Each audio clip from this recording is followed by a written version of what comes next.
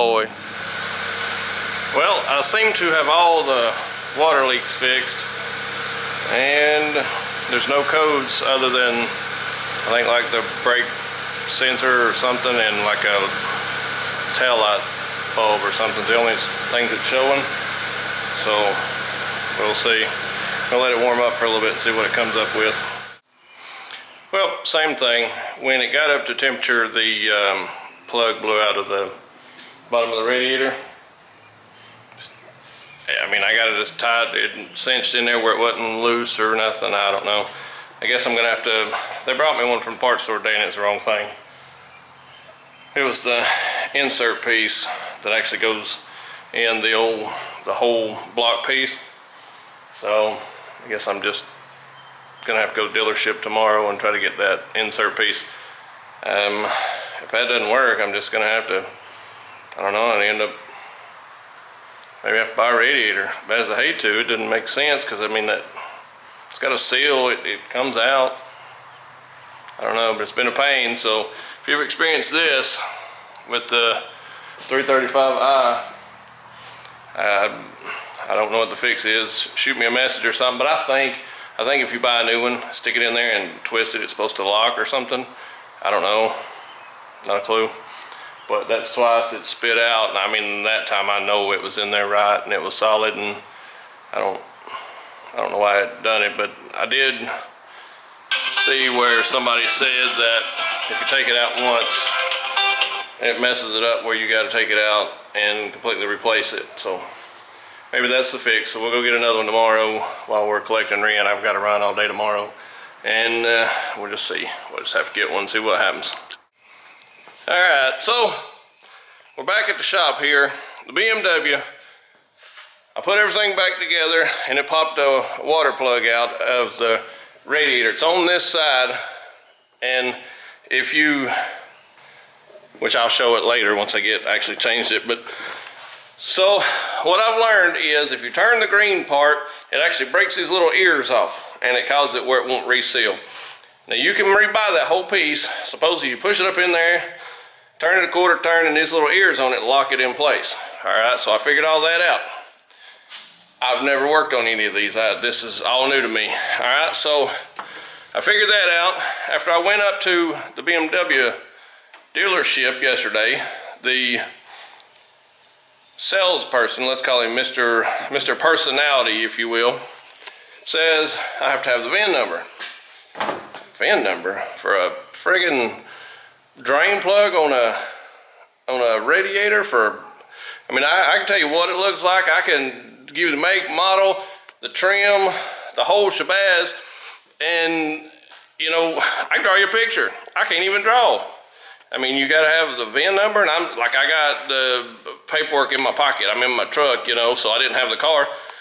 I was like, can I just, I mean, pick it out of a lineup? You got anything to let me look at? Well, no, well, unless you got the part number. I was like, y'all got Wi-Fi? Well, yeah, and then he gave me the Wi-Fi information. I mean, it took like 2 seconds. I looked it up, and he's like, oh, we don't have that. I'm like, of course you don't, you know, whatever. So he's like, that's $25, have it in 3 to 5 business days. Well, I get on a ECS tuning, and punch up the information there. Yeah, this is the correct product. It's the right one in the picture. Well, I ordered this jewel. It's $11, and theirs was like 28 or 30, and it'll be here in 2 days, which should be tomorrow, should be here. And so, but I did figure out what the deal is with that.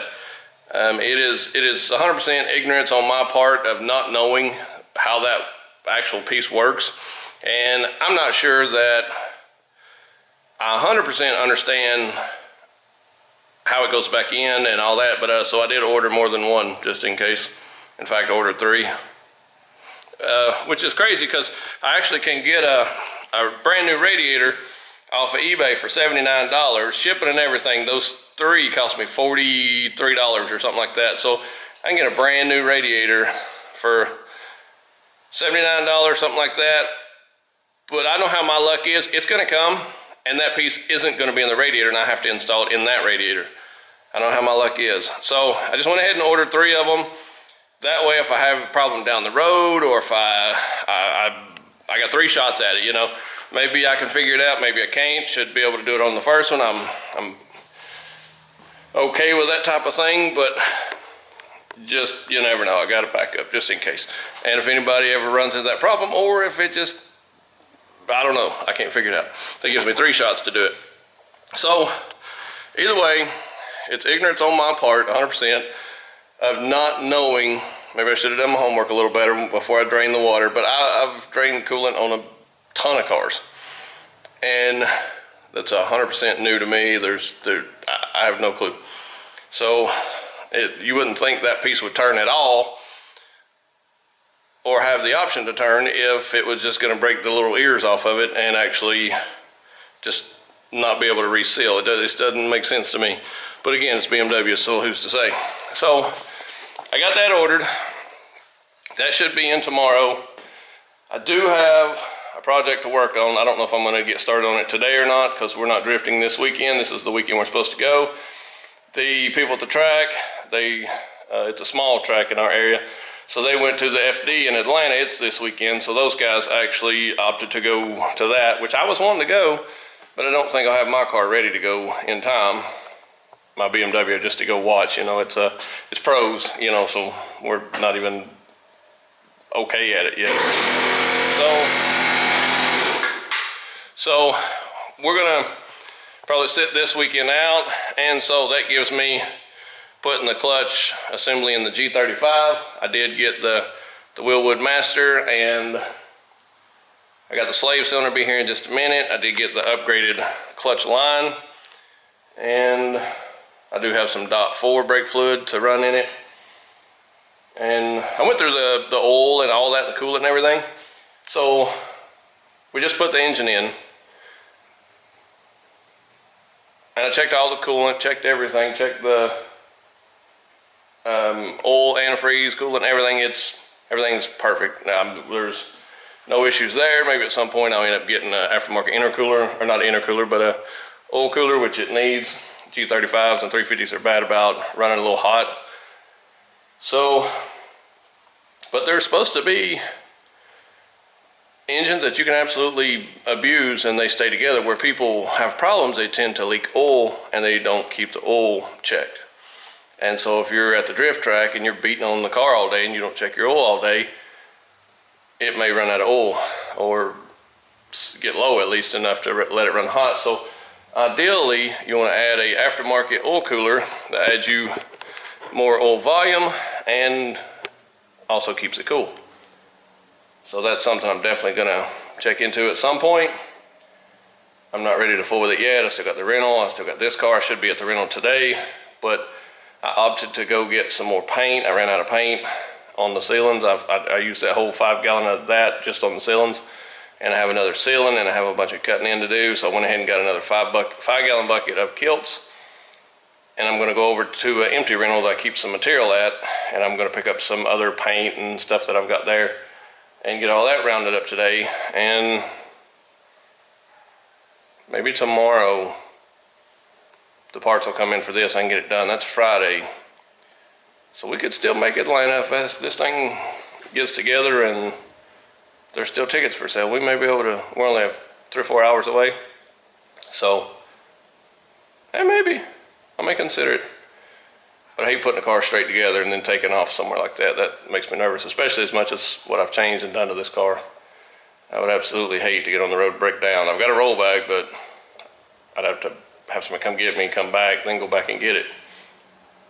So I like to drive things a few days before I just take off a big trip, you know, especially as much as what I've done. So, with that being said, I probably just go ahead and take the weekend off from drifting and go ahead and change this slave cylinder and the master. So I've got both of them, and the line. I didn't get the reservoir kit. I'm going to try and see if it will go on without it. If it doesn't, I'll just order that line or make a line or something. I do have some fittings here, so I might be able to sift through some of that stuff and make it work.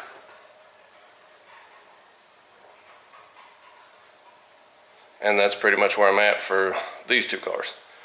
So I guess if my slave's going to be here in a few minutes, I may go ahead and start pulling the clutch line and everything off of the G35 it's easier with somebody to help you to push the new master cylinder through. And I don't have anybody here, but my son may stop by here in a little bit on his way to work. So yeah, I may go ahead and start it, and if he shows up, I'll have him help me install that master cylinder. Because I can do the slave by myself and the line and all that stuff, that's no problem. But yeah, that's probably what we'll start on, and there's nothing I can actually do. I can pull the intercooler back off the 335i and actually let it down. You may have seen the video where it was let down a little bit. I don't know if you did or not, but I can pull the intercooler and drop this end, and that allows me to, without having to pull it all the way back out, and it kind of keeps it still out of the way from being set on a table or somewhere to get knocked off, and it still is hooked up on the passenger side on the charge pipe. So I may drop that back down, get it situated, get it ready. So all I gotta do is put the plug in when it comes in, get the old plug out, which it's probably already out because it did spit it out. So yeah, if it's all the way out, I'll be able to get it picked up and start on this. So that's probably what we'll be doing. So yeah, let's make a decision here and see where I'm going. All right, stay tuned, here we go.